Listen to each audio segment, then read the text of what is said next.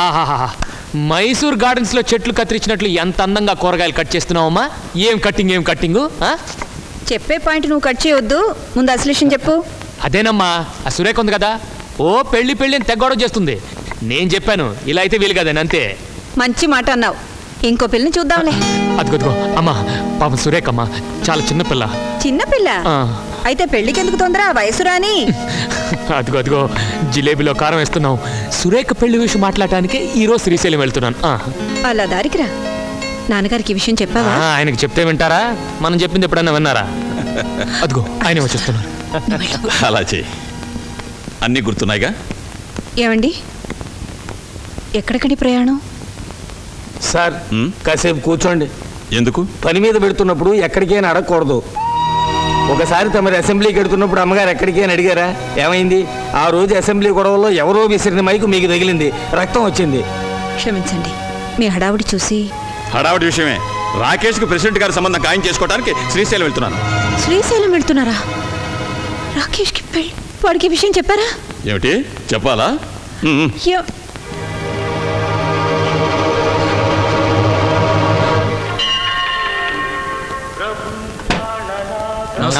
నమస్కారం అండి. ఏం బాగున్నారా? బాగున్నామండి.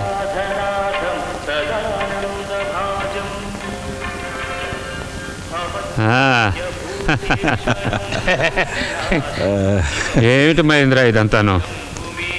దండాలు పెట్టి దండలు వేయటం కాదండి. రాజకీయ నాయకులకు దేవుడి మీద ఉన్న భక్తి దేశం మీద ఉంటే ప్రజలు ఎంతో బాగుపడతారు. ఎంత బాగా చెప్పారండి. భజన నాకు కాదు, దేవుడికి. ఏ మహేంద్ర, హవీజ్ రాకేష్? బాగున్నాడు సార్. సార్, మీతో ఒక ముఖ్యమైన విషయం మాట్లాడాలి. ఇంట్లో రాజకీయాలా, పార్టీ రాజకీయాలా? రెండూను.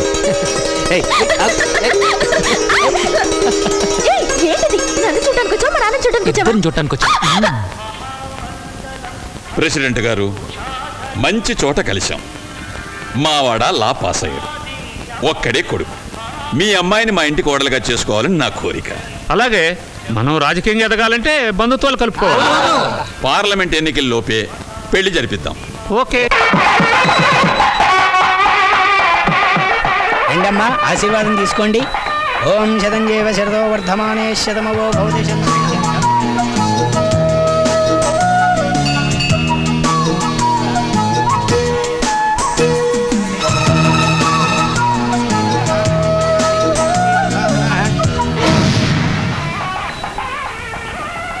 ప్రేమను కాదంటే దేవుణ్ణి కాదన్నట్టే శాస్త్రాలు చెప్తున్నాయి, కాదనకండి. అదిగో దేవుడు కూడా గంట కొట్టి ఓకే అన్నాడు సార్. సురేఖ,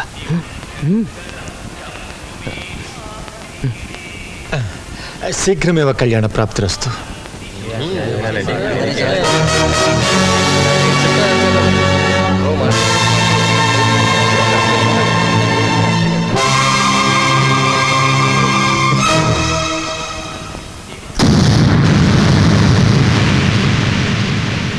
అయితే ఓ పని చేద్దాం. నా మాట కోసం ప్రెసిడెంట్ కూతుర్ని పెళ్లి చేసుకో, నీ మాట కోసం సురేఖను ఉంచుకో, అంతే. రాజకీయ వ్యభిచారంలో మీరు పెరిగినంత నేను ఇంకా పెరగను. కన్న తండ్రికే ఎదురు తిరుగుతున్నావా? నువ్వు అసలు కన్న తండ్రిలా మాట్లాడావా? కన్న తండ్రి అనే మాట ఇప్పుడు గుర్తొచ్చిందా? అది గుర్తుండబట్టే నీ పెళ్లి పెద్ద లెవెల్లో ఫిక్స్ చేశాను. పెద్ద లెవెల్? ఏంటా లెవెల్? 6 అడుగులు పెరిగాను, ఈ లెవెల్ ఇంకా పెంచుతావా? నువ్వు రాజకీయంలో ఎదగాలి, పెరగాలి.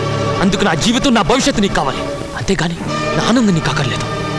కన్న బిడ్డ మీద మనసు, మమత, అనురాగం, ఆప్యాయత ఉన్నవాడే కన్న తండ్రి అవుతాడు. అవి నీలో ఏనాడో చచ్చిపోయాయి. నువ్వు బ్రతికేది అధికారం కోసం, చచ్చేది అధికారం కోసం, చచ్చాక దైవై తిరిగేది అధికారం కోసమే.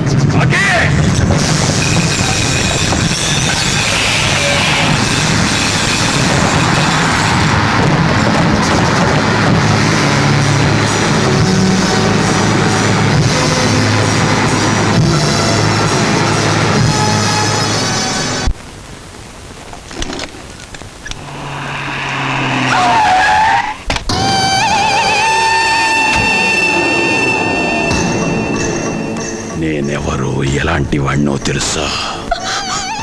శవాలతో ఆడుకుంటాను.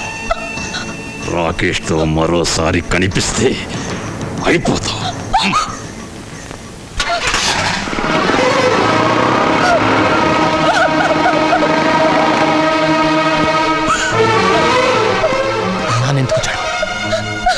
చంపుతానని బెదిరించాడా? రాకేష్ మనం కలుసుకోవడం పెళ్లి చేసుకోవడం ఆయనకి ఇష్టం లేదు. ఆయన నాయకుడు కావడం రాష్ట్రానికి ఇష్టం లేదంటే ఏం చేస్తాడు? రాజకీయాలు వదులుకుంటాడా? నీకేం భయం లేదు. మన పెళ్లి ఎలా జరగదో ఎందుకు జరగదో నేను చూస్తాను.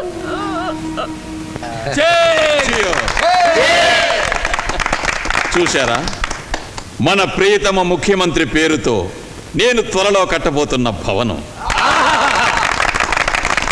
వారి పేరుతో దీన్ని జాతికి అంకితం ఇస్తాను. ఇది రెడీ అయితే తాజ్ మహల్ అమ్మ మొగుళ్ళో ఉంటుంది. పదండి పదండి పదండి భోజనానికి.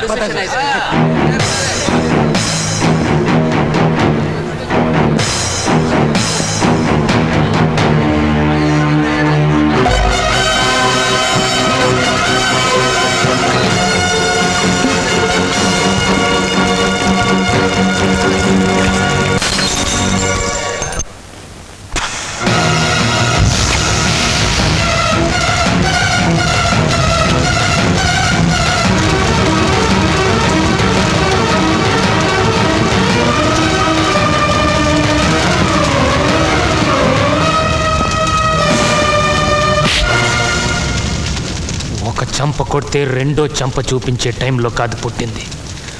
ఒక చంప కొడితే రెండు చంపలు వాయించే టైంలో పుట్టాను. రాకేష్, పుట్టు. తండ్రిగా కొంపను నాశనం చేస్తున్నందుకు ఒక చంప, నాయకుడిగా రాష్ట్రాన్ని మింగుతున్నందుకు ఇంకో చంప నేను పక్కన కొడతాను. రాకేష్ ఏమిటా మాటలు? లోపలికి అమ్మా, సురేఖ ఏమైనా బెదిరించాడు? అడుగుమా. చంపుతానని వార్నింగ్ ఇచ్చాను. ఏమండి ఎందుకు అలా చేశారు? నీ నోరు ముయించడానికి నేను వచ్చాను. సురేఖను ఎలా చంపుతావో నేను చూస్తాను. నేను తెచ్చిన సంబంధం నువ్వు చేసుకోకపోతే దాని శవాన్ని ముక్కలు చేసి నీకు ప్రజెంట్ చేస్తాను. ఏది చేయి చూద్దాం. బ్రతికుండగానే నీకు తలకోరి పెడతాను. నువ్వు నిజంగా నా కొడుకువేనా? వెళ్ళి అసెంబ్లీలో అడుగు. రా బాబు. రాకేష్, ఒక బతారి దాని కోసం నీ తండ్రిని ఎదిరిస్తావా? సురేఖ కాదు, నువ్వు బజార్ మనిషి. పదవి పారేస్తే కన్న కొడుకుని, కట్టుకున్న పెళ్ళాన్ని, చివరికి కన్న తల్లిని కూడా అమ్ముకునే పవిత్రమైన మెదడున్న మహానుభావుడివి. నీలాంటి వాడి కొడుకు నేను చెప్పుకోవడానికి నాకే సిగ్గులేదు. సురేఖ కోడలు కాబట్టి నీకెందుకు సిగ్గు? అది నా కోడలు కావడానికి వీల్లేదు. మీరు కాదన్నా సురేఖ నా కోడలు అవుతుంది. శారదా, నీ ఆవేశం కంటే అమ్మ ఆశీర్వాదమే నాకు గొప్పది. రేపు లా డిగ్రీ తీసుకుంటున్నాను. రేపు సాయంత్రం సురేఖ మెడలో తాళి కడుతున్నాను. రామ్మా. రాకేష్ చేసిన పని వాళ్ళ నాన్నగారిలో ఆవేశాన్ని పెంచింది. పార్టీ ప్రెసిడెంట్ కూతురితో రాకేష్ పెళ్లి జరగకపోతే రాజకీయంగా తను ఎదిగే అవకాశం పోతుందన్న భయం ఆయన్ని పిచ్చివాటిని చేసింది. అవి దేవీ నవరాత్రులు జరుగుతున్న రోజులు.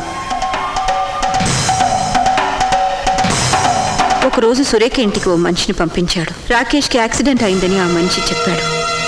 రాకేష్ కోసం సురేఖ హాస్పిటల్కి పరుగు తీసింది. అమాయకురాలైన సురేఖని హోటల్నే హాస్పిటల్గా నమ్మించాడు. ఆమె ఓ గదిలోకి వెళ్ళింది. రాకేష్ బదులు మరో వ్యక్తిని చూసి కంగారు పడింది. వ్యభిచార నేరం కింద సురేఖ అరెస్ట్ అయ్యింది. హోటల్ బయట సురేఖ మహేంద్రని చూసింది. తన స్వార్థం కోసం తనను ఒక పావులా వాడుకున్నాడు మహేంద్ర అని తెలుసుకుంది.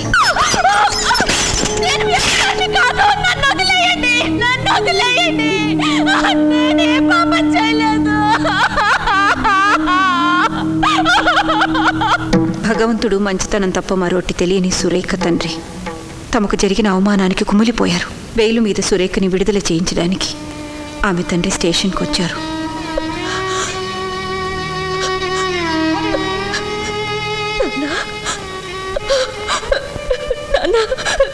నేనే తప్పు చేయలేదు నాన్న.